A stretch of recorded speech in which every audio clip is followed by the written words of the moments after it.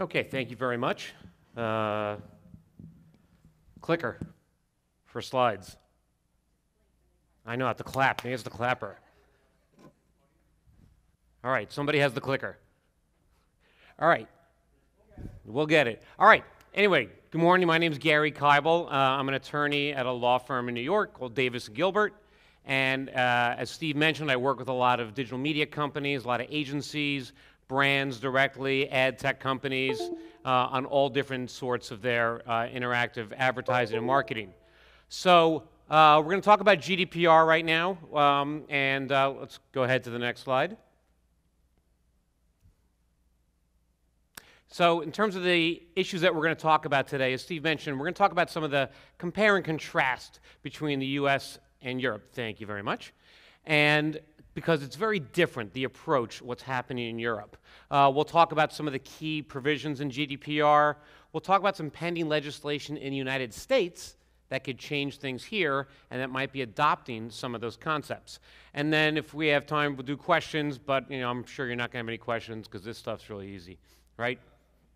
So privacy, this is all about privacy, about collection of data and how is data used and what rights do individuals have. And privacy is a very key issue, and it's a very different approach in the EU versus the US. But data is what drives everything. So before we get started, let's look at a little video about data. Go. Peter, come take a look at this. Mr. Daniels. Mr. Daniels. Look at this. What's this? The numbers, they keep getting bigger and bigger. The clicks are off the charts. Yeah. Yoshi, it's Walter. We're back. Yes, sir.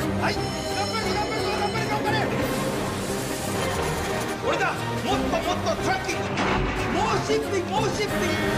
I need more trees. More trees? I'll get you more trees. Hey, take a look at wood pulp. Whoa. Everything you got on wood pulp right now.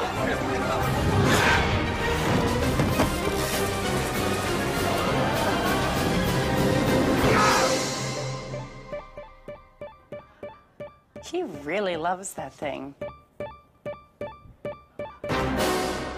All right, so data is obviously very important, and it's what drives all of our businesses. And that then leads to privacy concerns because the amount of data being collected online is just unbelievable. I mean, I was trying to explain to somebody over the weekend what I do, and they were in the insurance business and couldn't really understand. I was trying to explain how when a website launches, there's an online auction for the data and all the segments that are being traded. He thought I was just talking, Greek. But privacy is what drives a lot about it. Some of my favorite quotes about privacy from Scott McNeely: "You have zero privacy anyway, get over it," which shockingly, that quote's from 1999. So he really saw that it was over a long time ago. A more recent quote from a friend, which I kind of enjoy: "Men lie, women lie, children lie. The only three things that don't lie are data, pets, and spandex workout clothing." So that's why we all want the data, because it's very accurate. So what's going on? Why are things so radically different between the United States and Europe? And you hear this over and over again. Isn't it just another law? And we already comply with law in the US. Isn't it simple just to comply with law elsewhere? Well, it is very different. In the United States, well, let's look at Europe first. For Europe, the GDPR, the legal name, is the regulation of the European Parliament, the General Data Protection Regulation. There's also a second law that doesn't get as much attention, and we'll talk about it in a little bit, the e-privacy directive, which is being updated. They don't have an enforcement date yet, but it's going to be coming. But that's an important issue also to keep in your back pocket. But this is a very detailed law. In the United States, what do we have regulating privacy? Privacy in general is regulated by the Federal Trade Commission. And it's really one sentence of the Federal Trade Commission Act that says unfair methods of competition in or affecting commerce and unfair or deceptive acts in or affecting commerce are hereby declared unlawful. That's it. It's one sentence that governs privacy law in the United States. Now, there are different sectoral laws here and there for financial data, for health data, children's data, but in terms of a general privacy law, it's one sentence. What is deception? Something that's a misrepresentation. If you tell someone, I'm not going to share your email address with any third party, you say that in your privacy policy or on your landing page, but you end up sharing it, That's deception and you violated the law. What's unfairness? Something that might hurt somebody. So if you have a security breach and your email list gets out, now that could possibly lead to someone identity theft, just an email address, maybe not, but maybe with access codes, and the FCC would view that as an unfair practice to collect personal information and not keep it secure. Well, GDPR, very, very different. There's very, very specific definitions. Lawyers like to latch on to definitions because that's what drives a law. And if the definition is too broad, then the law can be very dangerous. If it's too narrow, we don't have to worry about it. So in the United States, you hear people say PII. I don't collect PII. I do collect PII. I keep my PII secure. What does PII mean?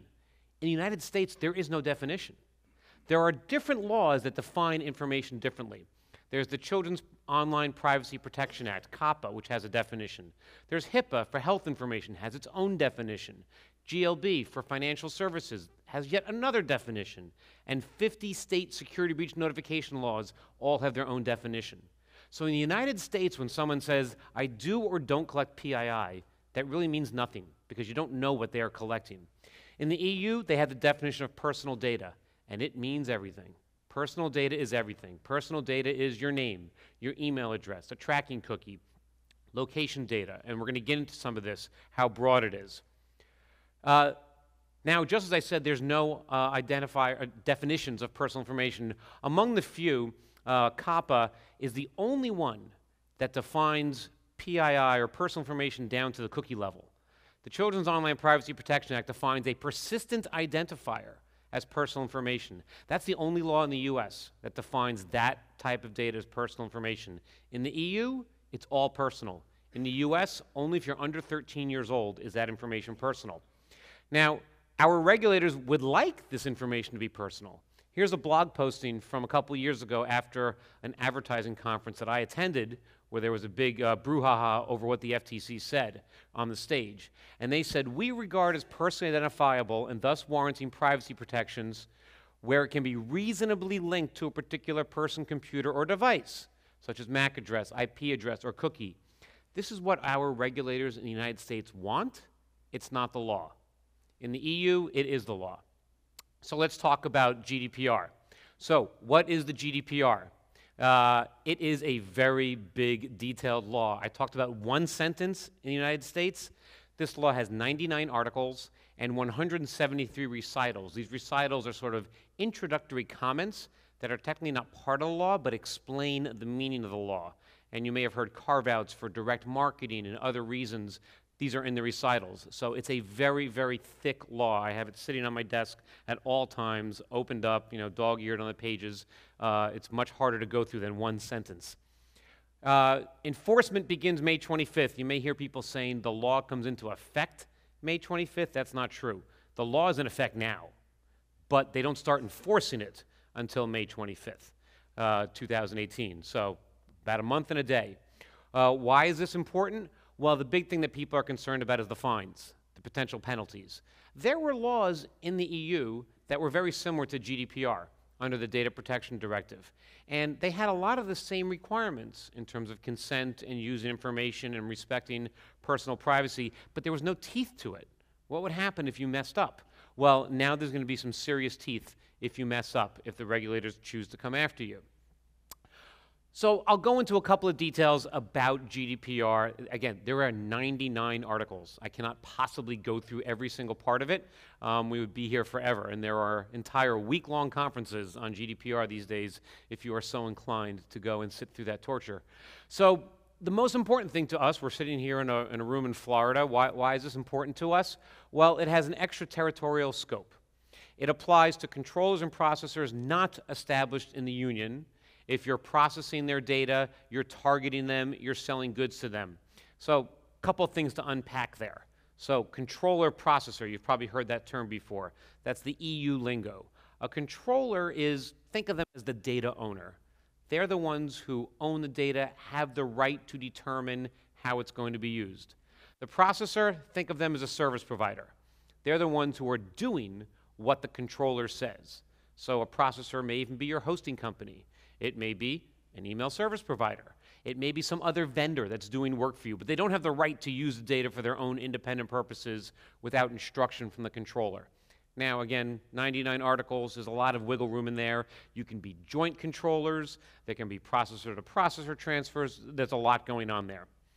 You need to have a lawful basis for processing any personal data.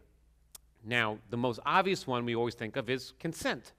Somebody signs up on a landing page, they provide their email address, and you have a box there or a disclosure saying, can we use your information for the following purposes? Check yes. You're getting consent. That's an easy way to get consent. There are other ways to get consent, but consent cannot be coerced. You cannot force someone to get consent, and the most typical example of that is in the employee context. That consent in the EU is viewed as coerced with an employee. You can't go to an employee and say, do you consent to me using your data in this way? Because they're obviously going to say yes because they don't want to get fired. So you have to look at a different basis. The second most common lawful basis for processing data is legitimate interest. And this is one that gets a little hard to nail down. I put there in the parentheses, the interests and rights and freedoms of the user are not overriding. Maybe the way to express this is that a legitimate interest is, what would the consumer expect? Would they expect that you are processing their personal data? Or would it seem creepy to them because you don't want to be creepy? But would they look at it and say, of course I expected that company to process my data? Maybe you attended a conference and you provided your email address to attend the conference. And next year you got an email telling you about the next annual event of that conference. Would you need to rely on consent, or could there be a legitimate interest that you should expect to receive that type of message and your rights and freedoms are not overridden? These types of analysis are happening in companies all over the place because everybody would love to rely on legitimate interest. It's much easier than consent, but you have to analyze, do I have a real basis for that? Would a consumer be freaked out by that? And would a regulator agree with me in terms of my analysis? Personal data, I was talking about the definitions. Again, this definition is extraordinarily broad. Everything is personal data pretty much in the EU. So an online identifier such as a tracking cookie is personal data. Location data is personal data. There is a difference between the EU and the US how they treat children. Under GDPR, a child is someone under 16 from which you need parental or guardian consent to process their information. In the US, it's under 13. But the GDPR does say that member states can change it and bring it down to 13, but not all states have done so yet. So if you're involved in children's marketing, it's a real difficult road right now. Then there's a new term, pseudonymization. That's the process of taking personal data in such a way that it can be no longer attributed to an individual without additional information. So you may take out someone's individual name.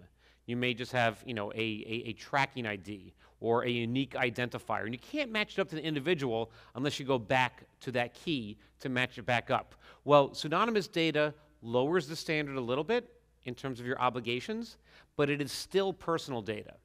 But the most important thing is about anonymous data. I was talking earlier about how someone in the US says to you, I don't collect PII, that means nothing. This is another thing that tends to mean nothing. People in the United States always say, oh, I anonymize the data, so it's anonymous. In the EU, that's a radical difference. In the EU, there can be no connection back to the original source data and to the individual. Now, when someone says to you in the US they anonymize the data, if you're savvy, you're in the industry, you know it can be re-identified. We can go to a third-party matching company, and I can match that tracking cookie and find the email address. I can re-identify almost anything. In the EU, anonymous is purely anonymous. It's gone. You will never get back to that individual. So be careful how you use that term in disclosures. If you say online that we anonymize the data, are you thinking about the US view of anonymization, or are you thinking about the EU view of anonymization? Another big change is data subject access rights. In the US, we put out privacy policies. We tell people what they can do. You can opt out. If you don't want any more messages, click here to opt out. But what if somebody calls you and says, I want you to update my email address, or in fact, give me my email and give me all the data you have about me.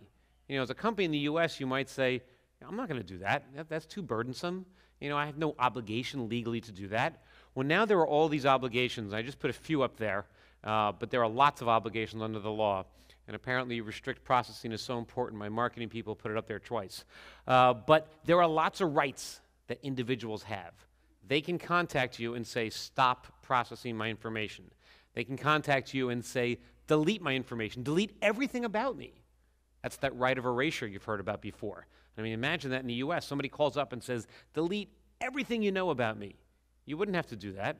You'd have to opt them out for canned spam purposes, but you would not delete every scrap of data you have about them and in backup tapes and everywhere through every system.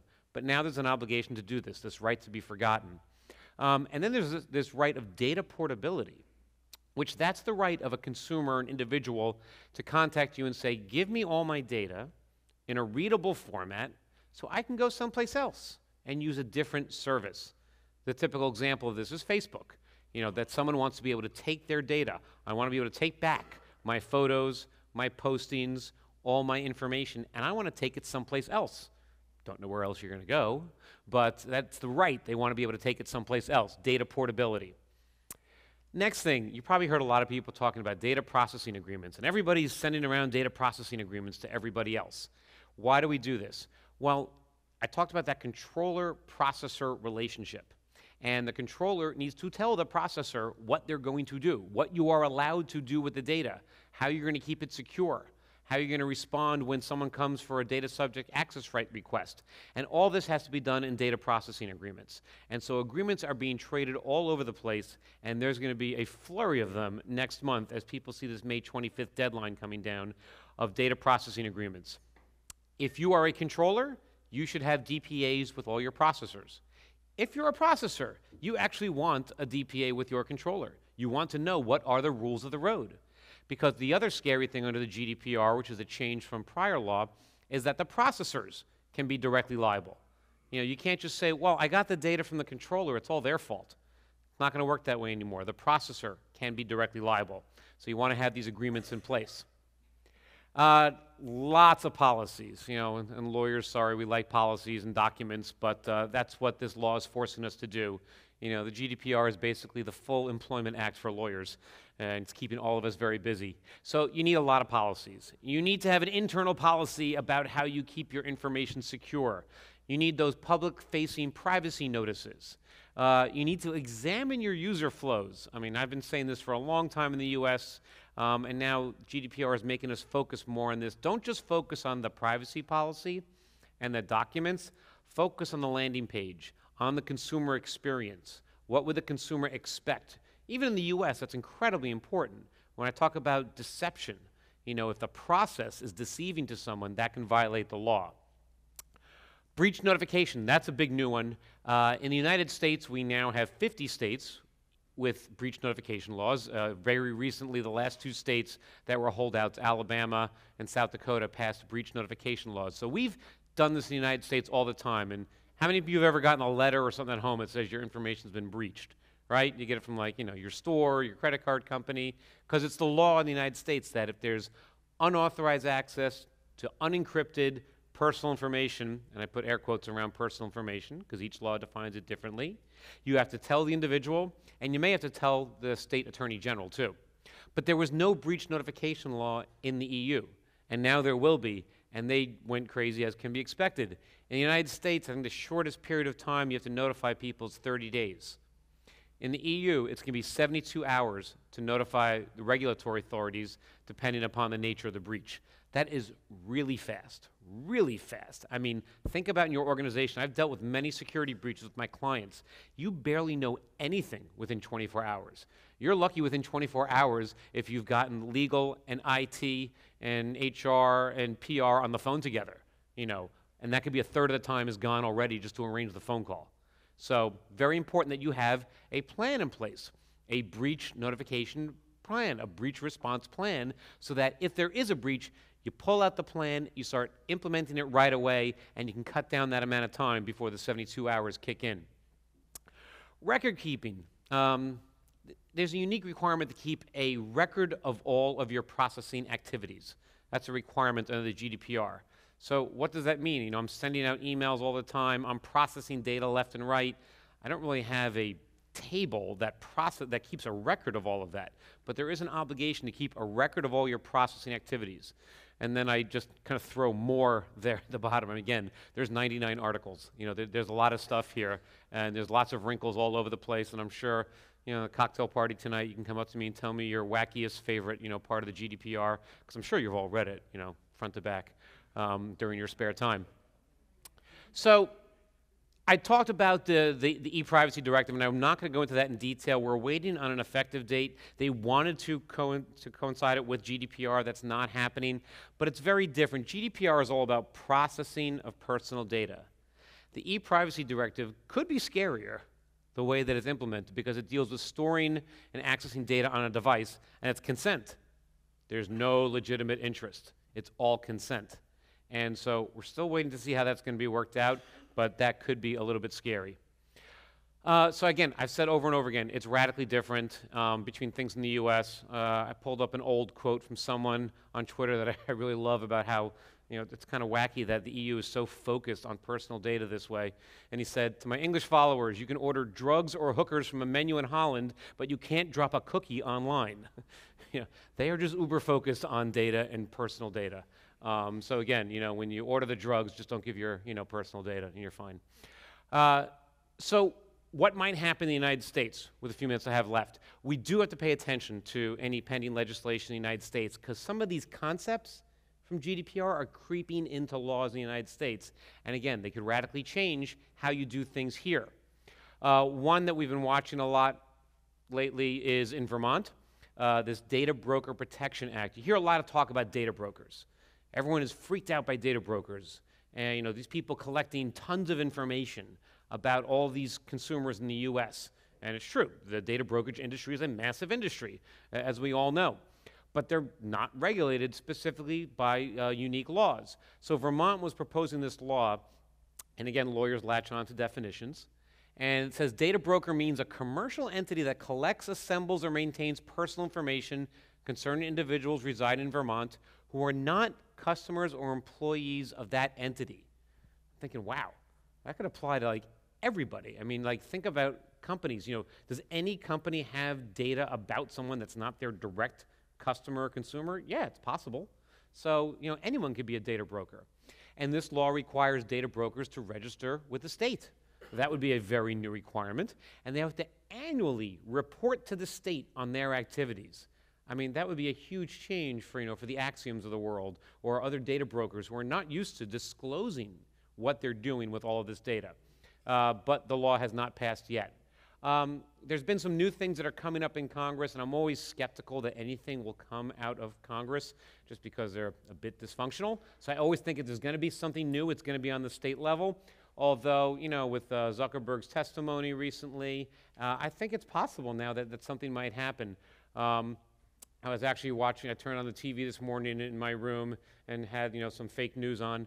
And one of the senators was talking about Zuckerberg, and he said that he said, oh, he's a very smart man, and he's fluent in BS.